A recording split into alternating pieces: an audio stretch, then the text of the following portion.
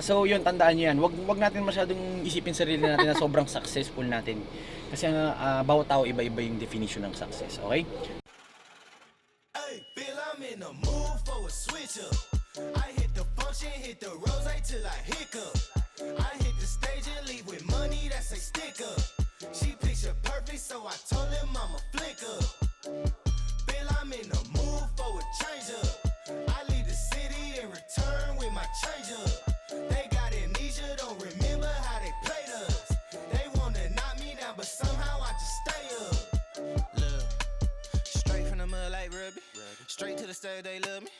I understand they hungry, but please don't hate, that's ugly. I've been sliding, shaking, moving. I've been popping in my city.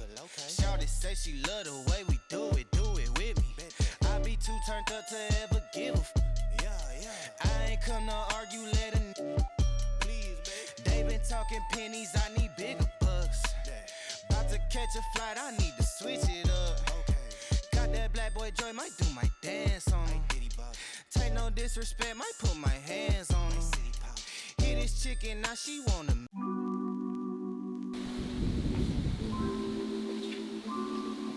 So what's up guys? Welcome back dito sa channel natin. Ano nga pala, Kenanao ka nga pala, kasayan nyo. Hirap ganyan. At kung hindi pa kayo nakasubscribe sa channel natin, subscribe na kayo. Tsaka hit nyo na rin yung bell para lagi kayong updated sa channel natin. Biro lang. So, ano na ba? Ayoko na, huwag natin kaya sa masang hirap. Tsaka masyado tayo maliit. So guys, tayo muna nakasayin dito sa channel ni Master, no? Umalis sila, vlog takeover muna tayo. Kasama na si Richmond Albior. Yun, so wala na, vlog takeover lang. Kasi kami lang mag-gym dun sa kabila habang wala sila. Tapos mamaya dadating din sila Master. Tapos may pag-uusapan tayong isang topic na nakita lang namin ngayon. Mamaya abangan nyo kung ano yun. Yun, basta ano yun, paano maging success. Ay, ano kayo maganda?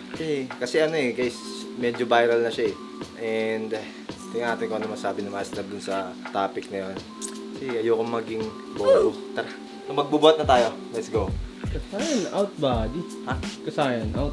So, kasayan out na tayo. So, punta na tayo dun sa may gym. Let's go. Kasayan out.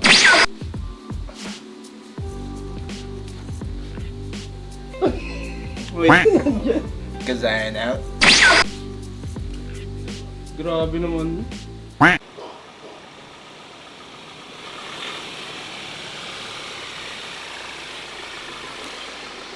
Pre, may balitaan ako May nag-trending ngayon Meron nga Ano nangyari? Sino ba yun? Ay! Joke lang, hindi. Ay, sige, pag-usapan natin yan namin mga kasayan. Welcome to my vlog. Joke lang. Hindi, sakto right timing, no? Mga kasayan, kailangan ako pala, kasayan nyo. And welcome to my vlog. Okay? Hindi, sinabi ko kanina Welcome back dito sa channel natin. Kenanao ka nga pala, kasayan nyo. Seryoso? Hindi nga, ano sabi nyo? Kakasabi lang. Kinanarake. Kinanarag? Hindi, ganito kasi yan. Ken Ginarote. Mga kasayan, ito, gagawin lang natin ito mabilis Ito bigla ang vlog lang to. Sobrang bilis lang ito kasi alam nyo naman yung... Actually, hindi ko naman alam yung buong storya, pero kayo, alam nyo yun malamang. Shoutout pala dito kasayan. Ano mga kasayan, tandaan nyo.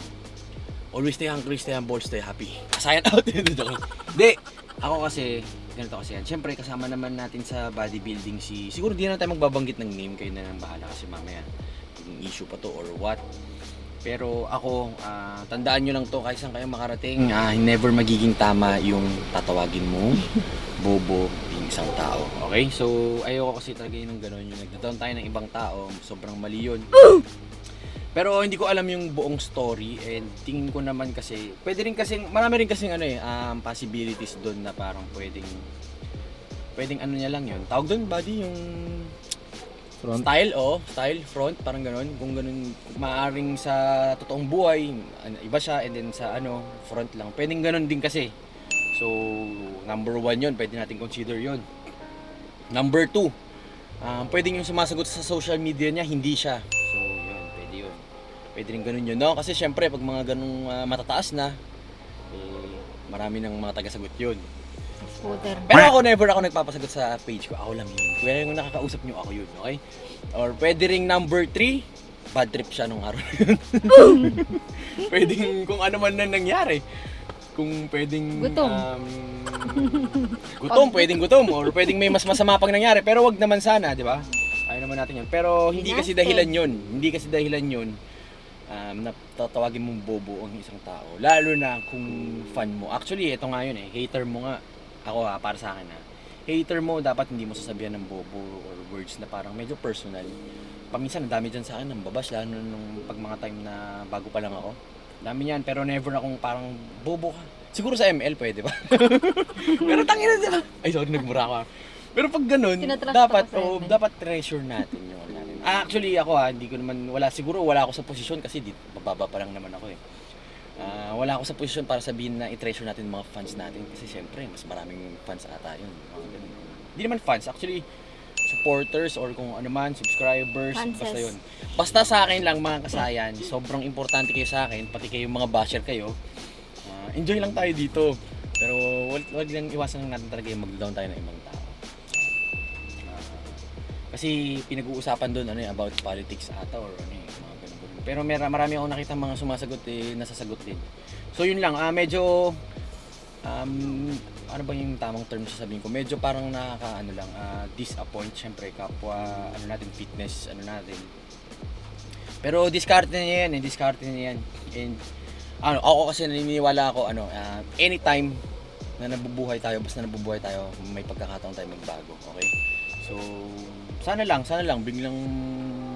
kung siya talaga yon or siya nag-comment nun next time parang mas ayusin na lang niya para walang ma-hurt. Pero kung goal niya is talagang kasi pwede kasing pang front yun kasi isipin mo, tandaan nyo kahit na sobrang bad ang tawag doon? Bad publicity. So kahit na bad publicity pa yan, still publicity pa rin yan. So good pa rin yan sa market mo. Kasi syempre pag-uusapan ka, magte-trending ka, ganun. So syempre pag tingin nyo medyo napapansin nyo, ganun na yung fina-follow nyo, dapat parang ito naman, payo ko naman dun sa mga viewers kung pinansin nyo, ganun yung fina-follow nyo and ganun siya sumagat sa halos lahat, dapat medyo ready na rin kayo kasi yun yung napili nyong i-follow. So yun, kailangan lang din natin kumbaga ito lang kasi tinitingnan natin, kailangan natin lawakan. Okay? So parehas yun, parehas sa pagiging influencer and dun sa mga fans or subscribers or yung mga taga-suporta, diba? So yun lang naman. Pero basta yung sinasabi ko lang mali doon, mali talaga na magsasabi ka ng bobo sa isang tao. Ikaw ba? Ano bang mararamdaman pag sabihan ka ng bobo? Siyempre, da-down ako nun. Ba't ako sinasabihan ng bobo? Ano ba kasi nangyari talaga? Paano mo alam mo ba? Ha? Buong story. Lalo na pag pangit spelling. Kasi pag merong, negative. ang pagkakalam ko kasi, may nag-post kasi nun may nag-comment dun sa post niya, sa video niya. Then, parang nanghihingi siya ng advice. Na kasi parang, paano daw kapag mahirap siya, tapos di siya makagawa ng way para sa sarili niya, tapos hihingi siya ng tulong sa iba. Ayun lang naman yung parang tinatanong niya. Tapos, Ano ba yung sasagutin ko ba? parang pinopoint out pinopoint out ni Mr. Mr. Influencer na parang pinipilit niya na na dapat sa sarili mo ibangon mo sarili mo, huwag kang hihingi ng tulong sa iba. Ganun, mga ganun. Parang ibabangon mo sarili. Parang Pero about politics ba yun? Sa gobyerno ba daw sabi? Sige, siguro gawin na natin general. Actually, yung para sa akin, kung ako tatanungin, maganda rin naman yung yung sinabi niya. Maganda rin naman. Sobrang ganda rin naman nun. Na parang, kumbaga, parang kung wala lang yung word na bobo, ang ganda rin pakinggan nun, parang binuboost na yung tao. sobrang mali lang yung pag-deliver. Mali lang yung pag-deliver, yun lang. Nakakalungkot lang kasi syempre, kilala nyo ako, lalo na pagka sa fitness industry, parang tinutulog ko yung lahat kapatid kahit na nakakalaban ko yan sa stage o ano. Pero ito hindi naman natulog sumasampa sa stage kumbaga ano siya tawag dito? Ano tawag doon? Dati. Oo. Pero yun. Retired. Hindi, actually parang paminsan na Expired or retired? Hindi, actually paminsan parang napapansin ko rin sa kanya, parang medyo mababarinti niya sa mga nagko-compete. Pero sa kanya na yun, discard niya yun. Basta yun, sa akin lang, opinion ko lang doon. Sobrang, saludo na syempre yung movement, ang ganda, nakapag-inspire ng tao. Sobrang saludo ko dyan. Pero wag lang yung magdataon tayo ng tao. kunyari may hindi sumang-ayon sa pananaw mo, wag mong ida-down. Ganyan. Kasi bawat tao may kanya-kanya tayong opinion. So yun lang naman yun. Pili lang natin yung words natin. Tapos yun lang. Parang gusto ko na rin maging motivational speaker no? Hindi, joke lang. Pero sa akin lang kasi basta simplihan lang natin. Roll lang vlog natin ngayon. Pasensya na kayo mga kasayan. Workout nata sila Buddy no? Yep. Oo. Pero sa mga hindi nakakaalam si Buddy Etnep, ano yan, doon siya dati nag-video. Yun. So yun lang, onting ang tawag dito, I know that person info. personally. Info. Eh. Kaya ito yan, basta yun lang sa akin. Tandaan nyo, huwag din kayong mawalan ng pag-asa na yung kahit sinong tao, kaya magbago yan, okay? So yun lang. Kaya ikaw nanonood ka nito, kung medyo may feeling mo, maraming naiinis sa'yo, tapos hindi mo alam kung ano gagawin. Gawin mo lang is try mo lang i-accept tapos try mo lang konti-konting baguhin. Kasi ako ngayon meron din akong mga gustong baguhin sa sarili ko eh. Hindi lang sa fitness, hindi lang sa diba? Sa pagiging partner rin, sa pagiging anak, sa pagiging lahat yun. Habang nabubuhay tayo, kaya natin baguhin yun. And, eto last na. Tandaan nyo, huwag masyadong mataas yung tingin natin sa sarili natin. Kasi kahit minsan, tandaan nyo, kanya-kanya kasi tayo ng definition ng success. Like for example, yung isang successful na mayaman, pwedeng tingin sa sarili niya hindi pa siya successful. Kasi kunyari ako, ang pagiging successful sa akin is hindi about sa pera or sa pagiging sikat, di ba? Kunyari, ang pagiging successful sa akin is maging mythical glory. 10,000. So, successful ako. Inaabangan ko pa naman. Successful ako. Mythical glory. Pero, para sa inyo, hindi yun successful, di ba? Example lang to di ba? So, yun, tandaan nyo yan. Wag natin masyadong isipin sarili natin na sobrang successful natin. Kasi bawat tao iba-iba yung definition ng success, okay? So, kailangan mo lang hanapin kung ano yung goal mo, kung ano yung talagang feeling mo, bakit ka nabubuhay sa mundo na to, yung purpose mo. Pag naabot mo yun, successful ka na, okay?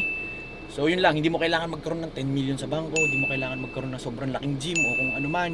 Hindi natin magkaroon ng kailangan ng kotse, maraming ganito or kung ano man, di ba? Ganun lang yun. Basta kung ano nagpapasaya sa'yo, wala kang inapakang tao, tapos na-pursue mo yung goal mo, yun, successful ka, okay? Tapos, ito last na talaga. Kahit gano'n tayo ka-successful, tingin natin, kunyari ako, yung pagiging successful ko is 10,000, mythical glory 10,000. Kunyari lang to or makapag-bench press ako ng 500. Tandaan nyo to, hindi ibig sabihin nun, wala na akong matutunan dun sa tao na hindi kayang gawin yung ginawa ko. Kunyari, nagpapa-mythical glory 10,000 din. Pero 5,000 pa lang siya.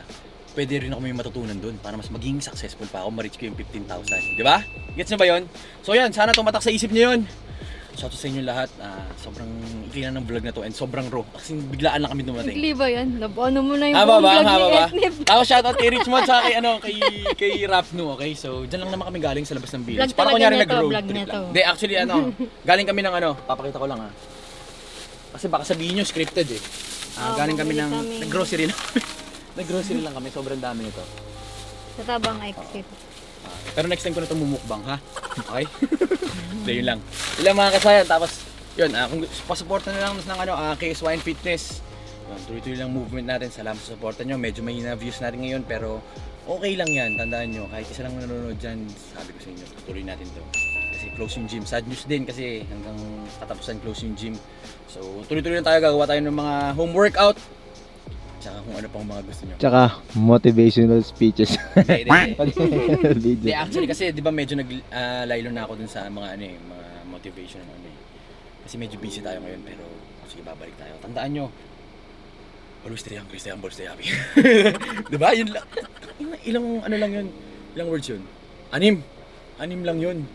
Yun lang lagi ko sasabihin sa inyo. Hindi, joke lang. Hindi, yun lang mga kasayan. Tapos Yun lang, tapos ano? Yun lang. I love you all. Okay? Uy, shoutout kay Madam! Welcome back! Hello. Hindi, nakikita nyo to Nakikita nyo ba to? Angas nyo. Hindi ko muna sasabihin kung ano to, ha? Peace. Bye. Ano kasi mga kasayan, hindi ko kaya ikasayan out yung kotse. Sinagam lang may kaya nun. Sign out! Oh, siya nawala, Richmond. Oh, tayo rin, kasayanot na tayo. Hindi na natin tutuloy yung vlog takeover natin. So guys, natapos na yung vlog takeover natin dito sa channel ni Master, no? So baka ituloy na lang namin sa channel ko. So ito yung channel ko. Please subscribe, like, share, and comment, subscribe, no? So hanggang dito na lang. Goodbye. Sayang. Sign out.